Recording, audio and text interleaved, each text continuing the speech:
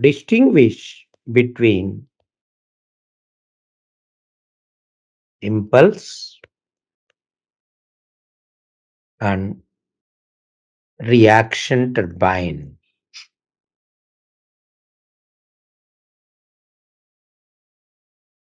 So, first, what I will do is I will write the characteristics of impulse turbine.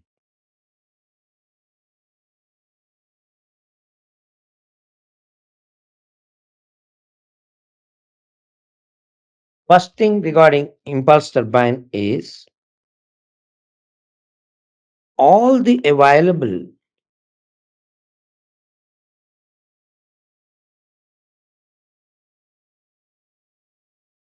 energy of water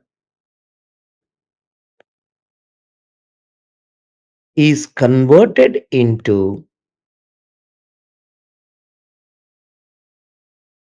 kinetic energy or velocity head through a nozzle provided at the end of penstock. Very, very important thing.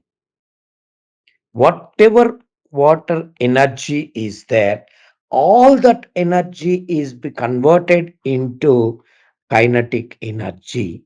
The energy of water is converted into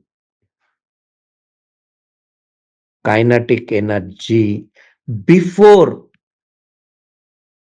before water strikes runner.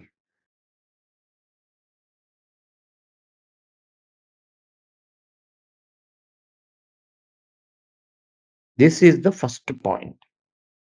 The second point, actually, the water is like a free jet which impinges on series of buckets of runner.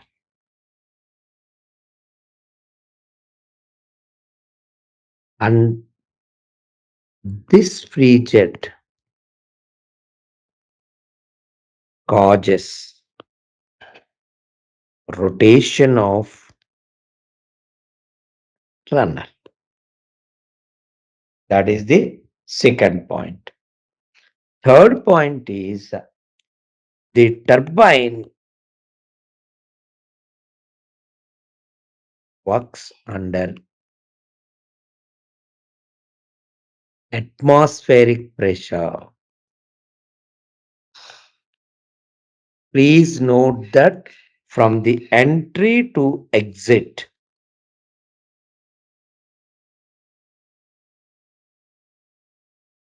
the pressure is atmospheric pressure.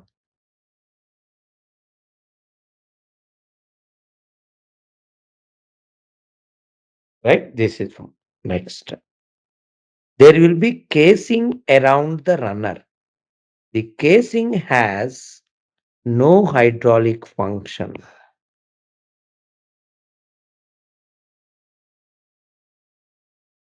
Only it avoids splashing of water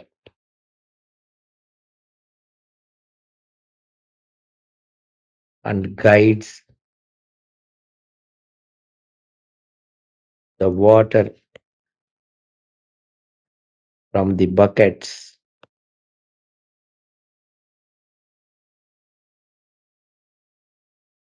to exit.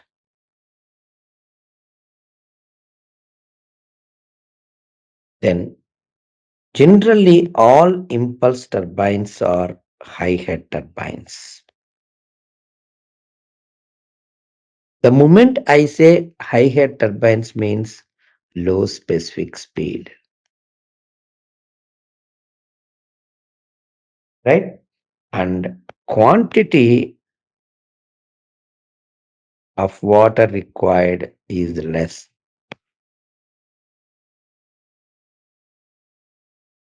Which is required more? Head is required more, water quantity is less. So these are the 5 points. Once again, remember, the whole energy of water is converted into kinetic energy. That is what it makes impulse turbine. The whole energy is converted into velocity head. That is why it is called as impulse turbine. Second thing is, water coming out of the nozzle is directly striking, that free jet is striking the runner blades, the buckets, and that's how the runner is rotating. Third point is, the pressure at any point you take from the starting to the exit, everywhere the pressure is atmospheric pressure.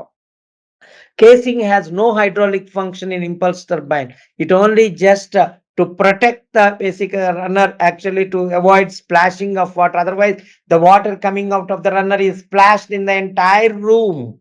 And then fifth point is, it is basically a high head turbine, low specific speed turbine, and the quantity of water required is less. Contrary to this, what is reaction turbine? We will take it actually.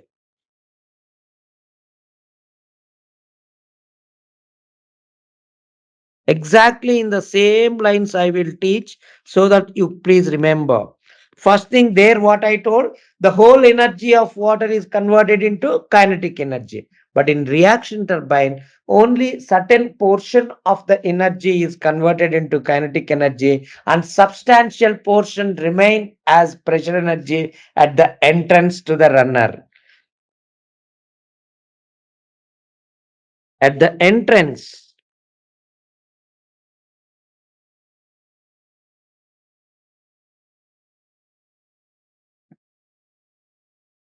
part of available energy. Please remember, part of available energy is converted into kinetic energy or velocity head, and substantial portion of and substantial energy remains as pressure energy.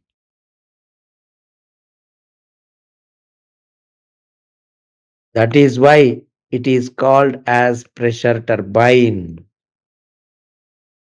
Reaction turbine means pressure turbine. The second point, actually, as the water flows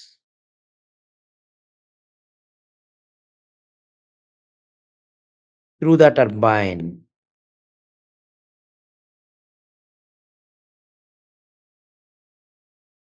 the pressure energy is converted into kinetic energy. These two are very important. In impulse turbines, we told that at the beginning of the turbine itself, the whole energy is converted into kinetic energy. Whereas in the case of a reaction turbine, part of the total energy is converted into kinetic energy, and substantial portion remains as pressure energy. And that pressure energy, while flowing slowly through the turbine, the water pressure actually slowly is relieved, and slowly when the water flows through the turbine, the pressure energy is converted into kinetic energy. Whereas in impulse turbine, at the beginning itself, the whole energy is converted into kinetic energy. This is the very, very important. If we see actually the pressure at the inlet of turbine is higher than the pressure at the exit.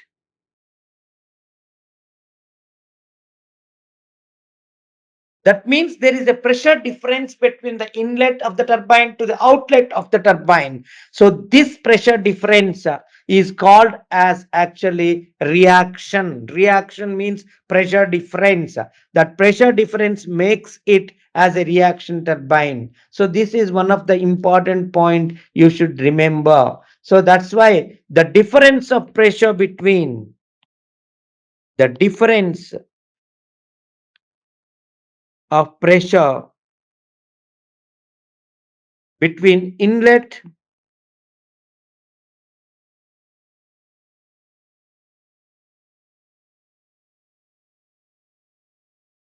and outlet of the runner, of the turbine, anything of the runner is called reaction pressure. That is why it is called as reaction turbine.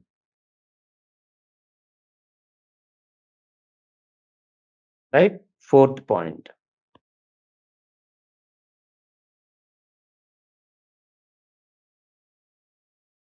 Here, casing is very important. It has a hydraulic function.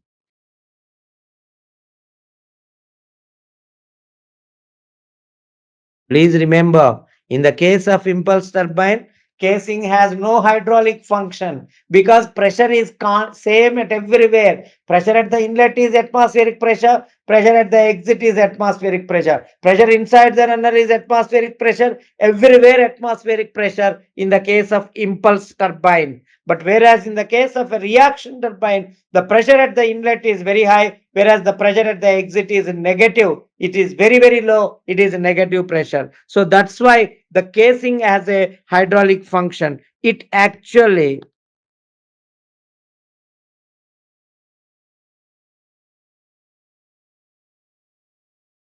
it is an airtight casing where gradual change of pressure energy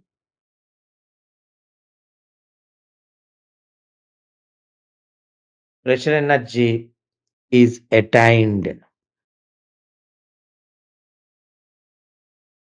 So that means inside the pressure changes happens. That's why it is an airtight casing where gradual changes of pressure energy basically is attained. So that's why kindly remember that casing has a hydraulic function. Pressure change is attained.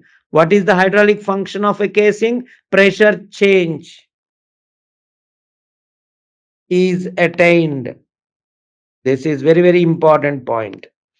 Then last, actually, please note that in the case of an impulse turbine, at the exit, if you say take it, the pressure is atmospheric pressure. So directly the water can be from the turbine runner, it goes to the tail race. But there, the draft tube is not necessary in case of the impulse turbine. Impulse turbine does not require a draft tube because the pressure at every point is same, that is atmospheric pressure. So naturally in the river also the pressure is atmospheric pressure. So from the turbine runner outlet the water directly flows into the tail race or the river. So that is why a draft tube is not required in the case of impulse turbine, whereas for a reaction turbine draft tube is necessary.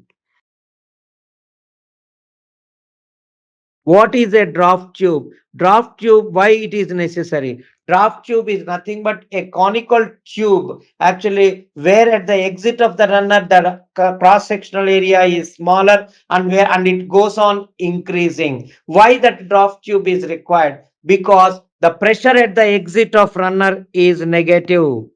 The pressure at the exit of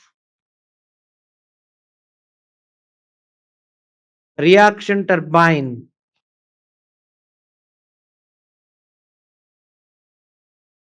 is negative. What do you mean by negative? It is less than atmospheric pressure, but outside it is atmospheric pressure. So naturally, flow cannot take place from a low pressure to high pressure. So that is why you require a pipe, and that pipe or tube is called as draft tube. It facilitates the flow of water from the exit of the runner to basically the tail race. So a tube that is kept at the exit of the runner. So to take the water coming out of the runner into the tail race is what we call it as a draft tube. In the case of impulse turbine, the pressure everywhere is atmospheric pressure, so we don't require a draft tube. Whereas in the case of a reaction turbine, the pressure at the exit of the runner is negative pressure. That is why we require actually a draft tube to take water to the basically tail race. Draft tube is the pressure at the exit of the runner,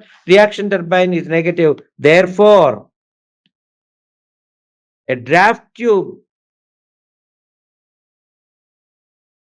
facilitates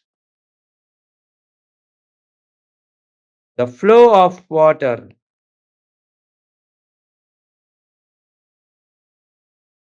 from exit of turbine to tail race. So this is one of the important points. Now, if you want, what are the examples? If you want, what are the examples for impulse turbine? If you take it, impulse turbine, the best example for impulse turbine is Pelton turbine.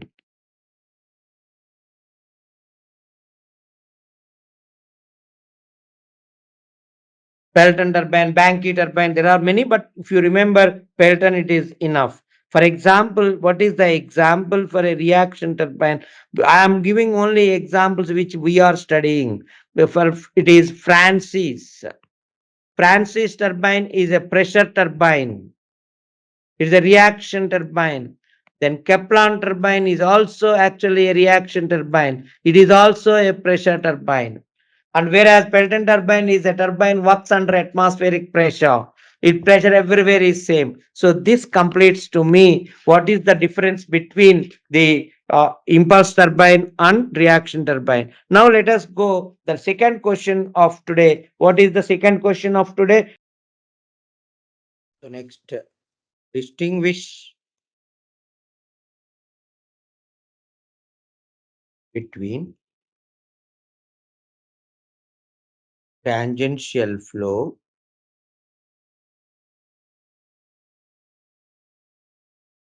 radial flow, axial flow, and mixed flow.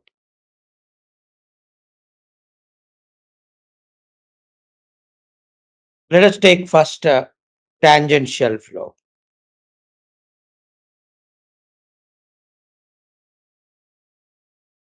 In the case of tangential flow, water flows along the tangent. This is very important. Water flows along the tangent to the path of rotation of runner. Example, Pelton turbine. How? For example, if you take this is the shaft position, right? And this is how the runner is,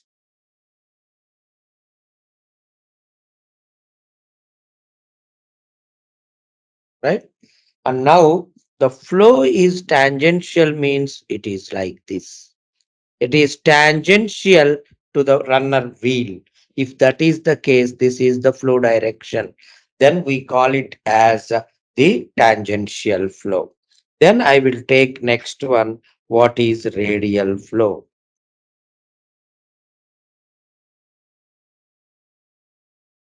In the case of radial flow turbine, Water basically flows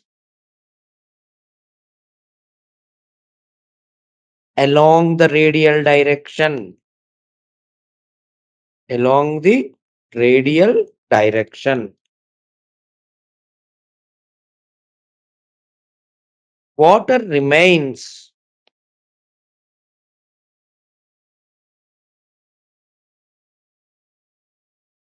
in the plane normal to axis of rotation.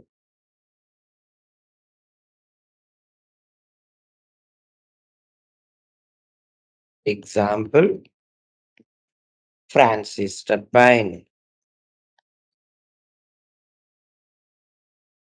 How it looks like. For example, if you take this is the center shaft, right? On this, this will be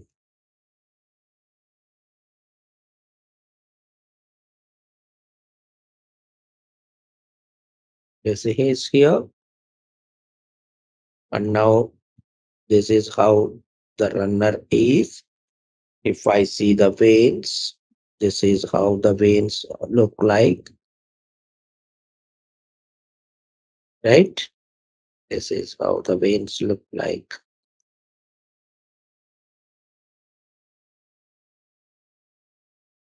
This is now what will happen in the case of radial flow turbine? Water flows towards the center like this, right? It is one way, it flows like this. Then it flows towards the center. We call it as radially inflow, right? Or we call it as inward radial flow. Or the same thing I can show you in different way. Suppose if you take this is the what you call it as shaft position. This is one. How the runner is to be drawn. I am showing it. Now again you take it. This is how the runner will be. Right? Now naturally we need to draw the veins. Right? The veins are like this. Right? So here, if the water enters here and leaves like this, radially, this is also radial. This is outward radial flow. Outward radial flow. If the water flows in the radial direction towards the center, inward radial flow. If the water flows away from the center towards the periphery of the runner, we call it as outward radial flow. Whereas inward radial flow, if you want to have example, it is Francis turbine. Whereas outward radial flow, if you want an example, it is a Forneron turbine, FOR NEYRON for neuron turbine. This is an example of radially outward. What is the definition you tell me? I will write here. Radially inward means water enters water enters at outer periphery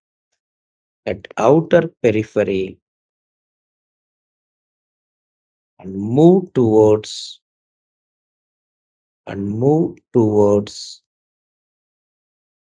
the center of runner radially. This is all is called as radially inward flow.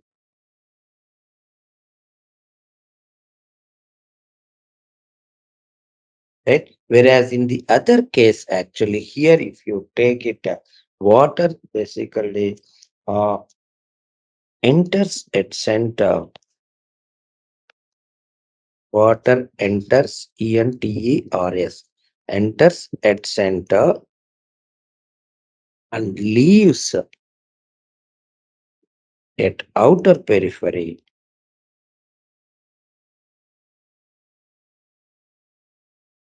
in radial direction.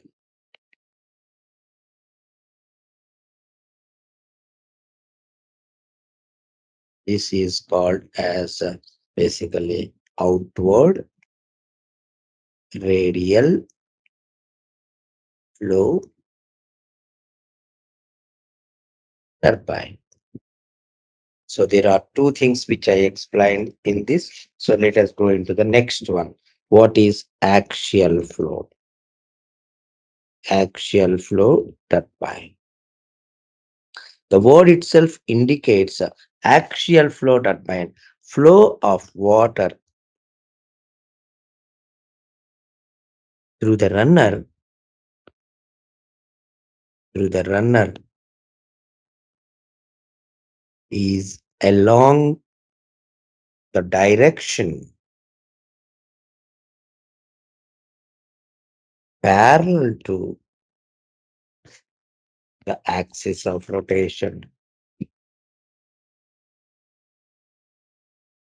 Axis of rotation of runner. Flow of water through the runner is along the direction parallel to the axis of rotation of the runner. And this example is Kaplan turbine.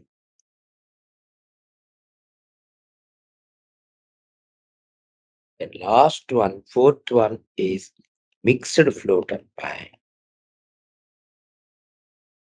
Mixed flow turbine. In mixed flow turbine, flow enters the flow of water. Flow of water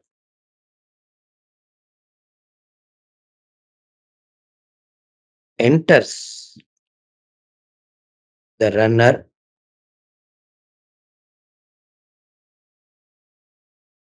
radially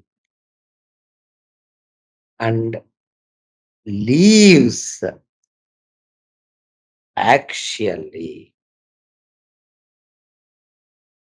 That means entering is radial, leaving is axial. If this is the case, we call it as mixed flow turbine. The example being modern Francis turbine. This is the example. So this completes to us the distinguish between the different types of flows actually. So now we will go into the next topic, which is very, very important. The efficiencies of a turbine. Efficiencies of a turbine. Here, the when the basically when water flows from the reservoir to the turbine, right? During this process, there are some losses. There will be there are some losses. There are losses that may occur in a hydroelectric plant.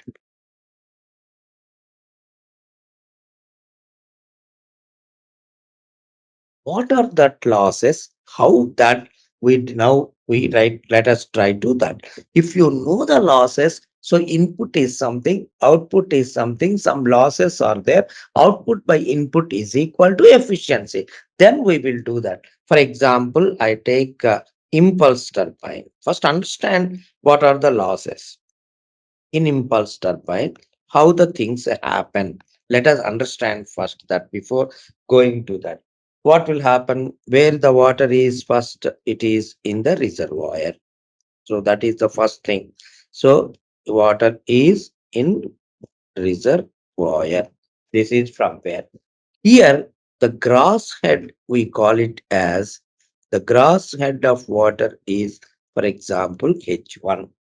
From here, the water flows basically to the through the penstock, right? now water has reached penstock end, right? Here, during this process, what will be there? There will be friction loss in the penstock. Friction loss in penstock. That friction law, how to calculate? FLV squared by 2GD you can calculate, and then here whatever is available is net head. Net head is, let us call it as H. H1 minus friction loss is equal to the net head. So again, from this net head onwards, water where it will go to the through the nozzle, and now it reaches nozzle end, because impulse turbine nozzle is one of the important thing. So what will happen here? Nozzle losses. E portion, what will happen in this portion? Nozzle losses. Once nozzle losses occur, how much will be the, what we call it as, this we will call it as the the head supplied to runner. How much it will be? It is 1 minus kV square. This is kV is the coefficient of nozzle into H. This is O. So this is the final thing that is available for us. From here, where the water flows into the, basically next one is runner, turbine runner. Runner is nothing but the rotating wheel of the turbine is runner. So in this, what will happen? The hydraulic losses. Hydraulic losses. What do you mean by hydraulic losses? Hydraulic losses means there may be blade friction. That means the vane, at the vane there will be friction actually. There will be some small eddies formation. Such type of losses are all hydraulic losses. And apart from hydraulic losses, there will be leakage losses also. These two will happen here. So what is the output that will come here at the runner? This is the power developed by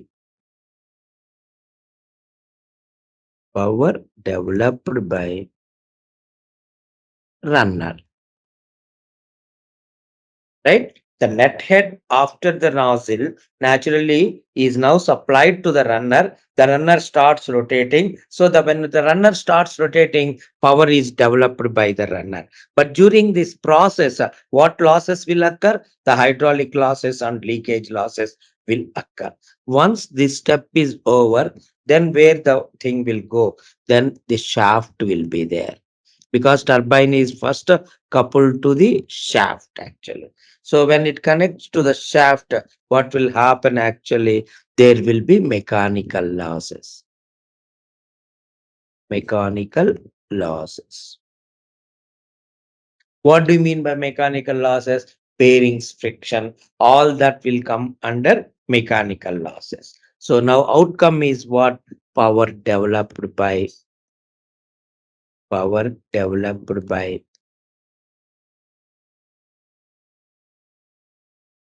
what? Shaft. Runner to shaft.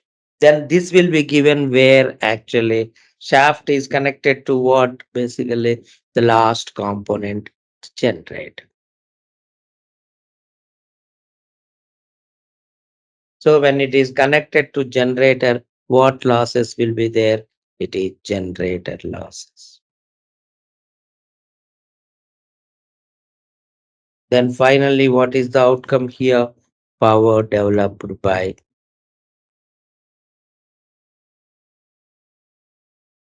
generator. What is it? This is electrical energy. So this is the total thing. Now, once again, first is reservoir, some head is there. This is what, because of this only, impulse turbine, the most important thing is head. Because you know hydraulic energy is equal to gamma QH. In that gamma QH, gamma is specific weight of water. Q is the discharge. H is the head. Q is very less actually. So head is the main component in the impulse turbine. If that is the case, whatever the head of water is there in the reservoir is H1. And from that, the moment water flows through the penstock, the friction loss will be there. So net head. That net head actually it has to pass through the nozzle. So nozzle losses will be there. So H minus some nozzle losses.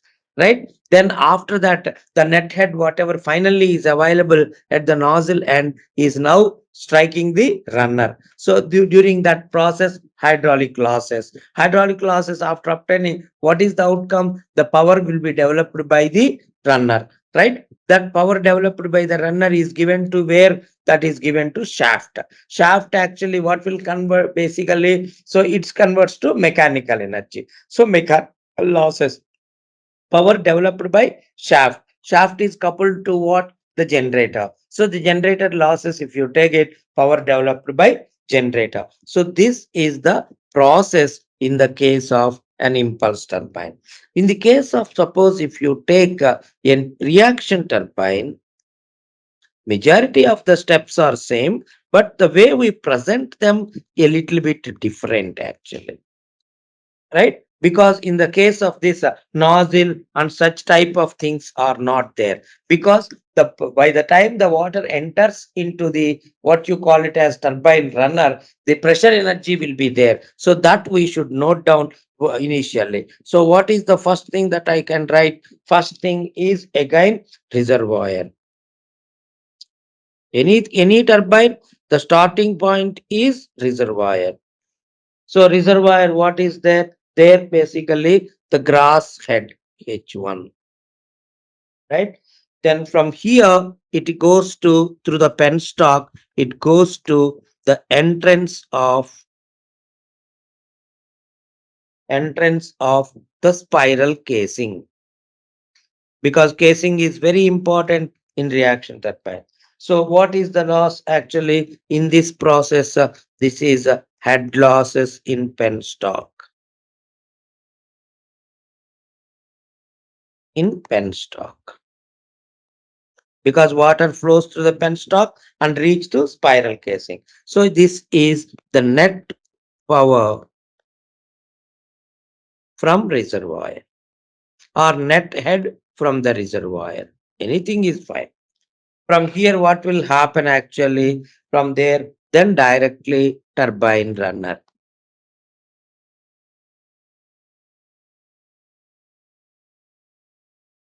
So here losses are what? Hydraulic losses.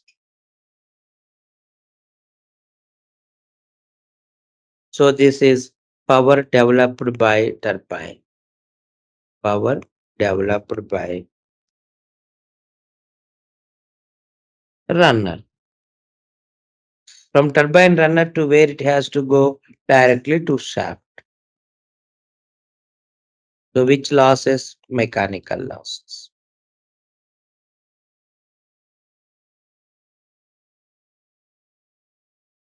Then actually what is the outcome of it? Power developed by shaft.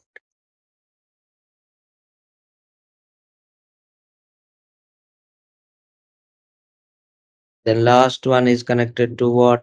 Finally, it is generator.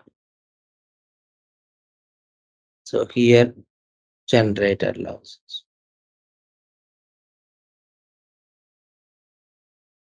So what will be this? This is power developed by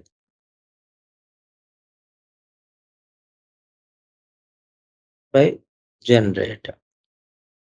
So this is the steps. Absolutely almost same. Where the nozzle is there, here that nozzle is not there. Apart from that, everything is similar actually. So now finally, if we see this net head is only the friction loss in the pipe, let us assume that the water is available at the entrance to the turbine. So entrance to the turbine or entrance to the casing. So now if you start from there, the net head available is present. From there to turbine runner, hydraulic losses. From there to shaft, mechanical losses. From there to generator, basically generator losses. So these are the three main losses. So now with that understanding, I will go into the next topic. What are the efficiencies of a turbine? Number one, is hydraulic efficiency. Hydraulic efficiency. Hydraulic efficiency, we represent it like this. Eta hydraulic, right? Then how to define this hydraulic efficiency? Hydraulic efficiency is equal to, right, numerator, denominator. This is what power developed by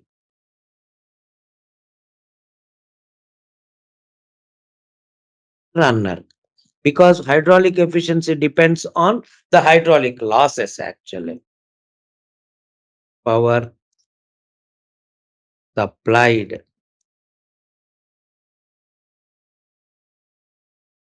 at the entrance to runner. So between these two is what we call it as hydraulic losses. So it is equal to power developed by runner. This is the outcome. Input is already I mentioned, it is nothing but hydraulic energy. Hydraulic energy is equal to gamma QH. If you represent this in kilowatts, this also you can represent in kilowatts. This, where H is the net head. So power developed by runner by gamma QH by 1000. This is in kilowatts, both in kilowatts, or otherwise you can keep gamma QH watts actually. So this is hydraulic efficiency. So in that, if you see the gamma is equal to how much for us? It is 9810 Newton per meter cube, and Q is in discharge in meter cube per second, right? H is the net head, right? This is how we get the hydraulic efficiency. And this, what you call it as, this part is also called as WHP. That means water horsepower. This is also called as like. So one efficiency is over. Let us go to the next efficiency, to mechanical efficiency.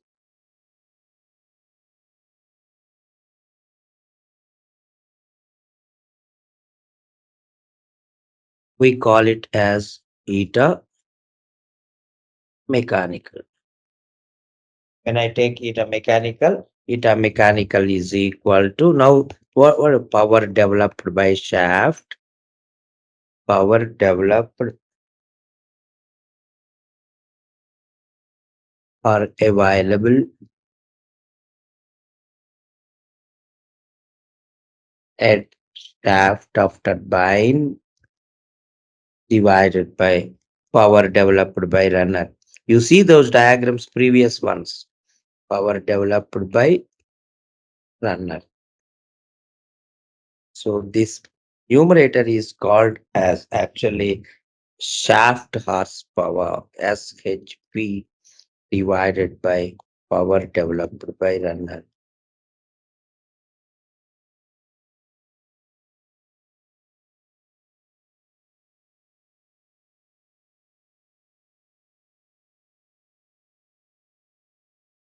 This is the second thing.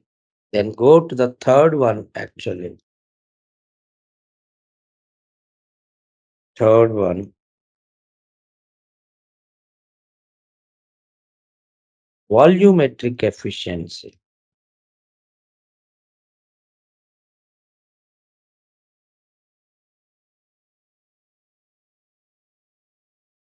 Volumetric efficiency is defined as, it is called as NV, which is not so important and which may not be considered also. And eta V is equal to Q divided by Q plus delta Q, right? What is this Q? Basically, Q is the actual, is equal to actual water striking the runner. and delta Q is Q plus delta Q is water delivered from nozzle. So that means this is mainly leakage losses to account for. Generally, that we don't consider. So that means it is the ratio of the actual amount of water striking the runner to the water that is really delivered from the nozzle or from the penstock. So this may be a little bit here. This Q plus delta Q is a higher because of leakage losses. The delta Q is the leakage loss. The last one we will have it for today. It is overall efficiency.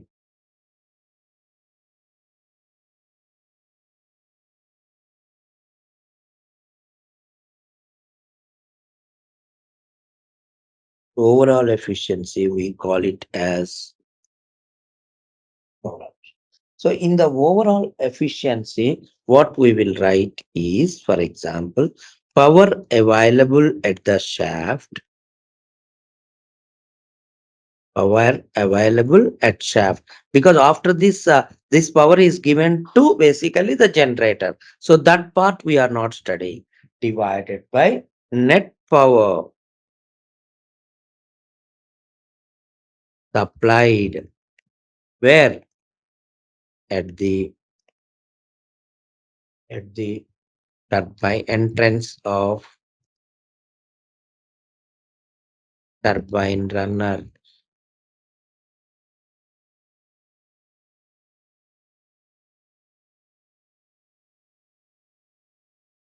So power available at the shaft is nothing but shaft horsepower.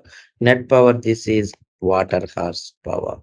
So it is SHP is denoted by P always, and WHP is gamma QH by 1000.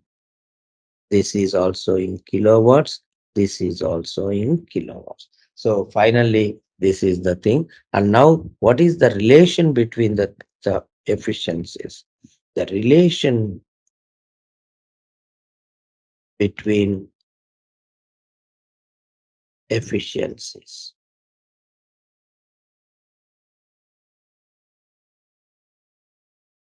Please remember, overall efficiency is equal to generally hydraulic efficiency into mechanical efficiency. This is a common thing. Suppose if you take the leakage losses also into account, then overall efficiency is equal to hydraulic hydraulic efficiency into mechanical efficiency into volumetric efficiency. Generally, volumetric efficiency we are not considering. So this will be our regular thing actually.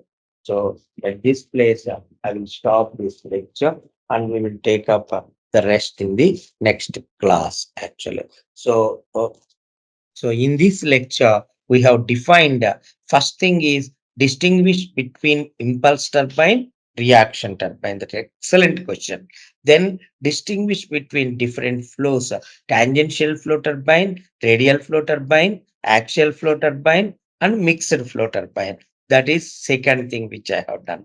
Once that is done, the next one which I have taken is the various efficiencies. Various efficiencies. So I stop this lecture at this stage. Like, share, and subscribe. Hit the bell icon for more updates.